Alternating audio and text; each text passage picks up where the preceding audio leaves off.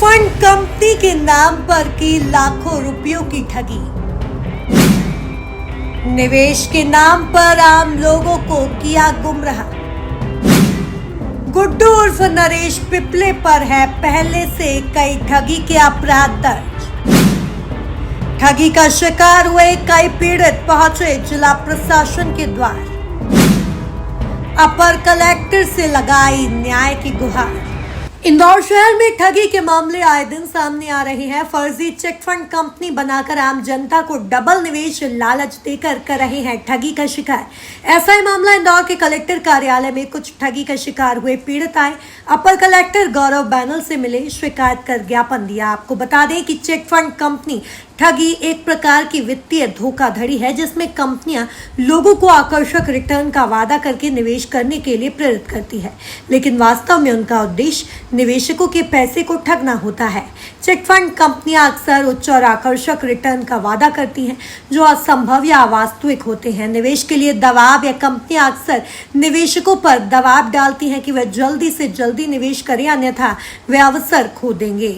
ऐसा ही ठगी के शिकार हुए निवेशक अरुण ने बताया कि गुड्डू उर्फ नरेश पिपले ने हमें निवेश के नाम पर गुमराह कर 29 लाख रुपए निवेश करवाकर झूठ बोला गया और उल्टा मुझ पर आरोप लगा रहे हैं कि तुमसे और रुपए बकाया है और हमें कोई अमाउंट नहीं है। वहीं यह पूरा अमाउंट नगद रूप से लेता था और कई लोग इसके शिकार हुए हैं और इकाई शिकायत कर FIR भी करवाई है थाना अन्नपूर्णा में, जो कि उसके बाद भी कोई कार्रवाई नहीं हुई है। हम लोग एक आवेदन देने आए हैं गुड्डू उर्फ नरेश पिपले के विरुद्ध। उन्होंने बहुत सारे व्यापारी और बहुत सारे लोगों को गुमराह करके चिट फंड के नाम पर लाखों करोड़ों रुपए की धांधली की है। मेरे भी 29 लाख रुपए हैं और मैं जब तक उससे मांगने जाता हूँ वो मुझे जान से मारने की धमकी देता है। मेरे घर में माता जी का एक सार्वजनिक मंदिर है, उसको तोड़ने की बात करता है। भैया के भी हैं, दीदी के भी पैसे उसके पास रखे हुए हैं।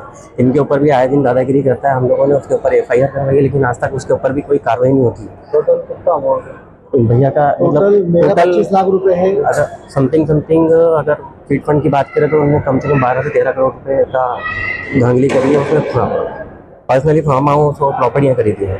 जब भी कोई पैसा गुड्डू और नरेश पिपले आपने पेमेंट है किस तरह से ये फंड और बीसी चलती है, उसके हाथ का लिखा हुआ हमारे पास सारा वो है। अपने व्हाट्सएप पे उसने मेरे को पूरी डिटेल डाल रखी है कि कितनी तारीख को उसने मेरे से कितने रुपए लिए हैं और वो अब मुकर्रा है, मानने को तैयार नहीं है। बोलता है कि अब मैं मेरा हाथ का लिखा हुआ नहीं मानता हूँ। उल्टा वो मुझ पर ब्लेम कर रहा है कि उसके मेरे पे पैसे निकल रहे हैं। हर व्यक्ति को अलग अलग आंकड़े दे रहा है, किसी को 70, किसी को 50, किसी को 1, किसी को 30। नगद करा था कि नगद सभी व्यापारियों से नगद पैसा लिया। मेरा नाम अरुण है। दुकान व्यापारी वहाँ पे क्या करते? मेरा पहले दुकान थी रानीपुर में, अब वो लॉकडाउन के बाद बंद कर दी गई। मैं व्यापारी हूँ, मेरी श्रीनाथ ज्वेलर्स के नाम से दुकान है। हमको 3 साल हो गए परेशान होते। 3 साल पेमेंट देने के लिए कोई आप थाने पे हमने बहुत सारे आवेदन लगाए, जगह जगह हमने 5 से 6 आवेदन लगाए। थाने पे भी हमने इसकी अभी बीच में फेसबुक पे मुझे सार्वजनिक तरीके से गाली दी है, जिसके आधार पर मैंने अपने अन्नपूर्णा थाने पे इसकी FIR करवाई है और इसका बॉन्ड भी भरा हुआ है, पर ये बॉन्ड के भी उल्लंघन कर चुका है। उसके ऊपर भी अभी तक कोई कार्रवाई नहीं हुई। आपका श्रीनाथ ज्वेलर्स ले पाए आप क्या देखिए क्या कर? मैं आवेदन देने आया था नरेश उर्फ गुड्डू पिपले के खिलाफ।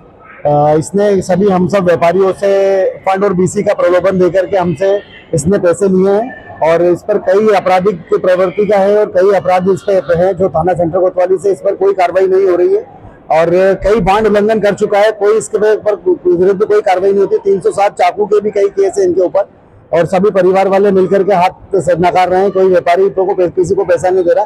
कुल मिलाकर 11 से 13 करोड़ का इसने घोटाला किया है। कितने व्यापारी 46 व्यापारियों का पैसा है इसके पास में और किसी को पैसा नहीं दे रहा। मेरा भी 40 लाख रुपए भरवाए थे, मैंने 25 लाख रुपए मांग रहा हूँ, मुझे 25 लाख रुपए नहीं दे रहा। इसके हाथ का लेटर है, इसमें संजू बंजारिया, आनंद दुल्बे जी घर पर बैठ करके मेरे हिसाब बना कर गए। इसके हाथ का मेरे पास में लेटर बना हुआ है, पर ये मुझसे पैसा नहीं दे रहा। और भी 46 व्यापारी हैं जिनके पैसे नहीं दे रहा है और पैसा जब भी लेने जाते हैं तो ये गुंडागर्दी मारपीट करते हैं। कैसे ठगियों पर प्रशासन और पुलिस प्रशासन कोई कार्यवाही करती है या नहीं, ये तो आम जनता के लिए प्रश्न चिन्ह बनकर रह गया है। MP express 24/7 Indore.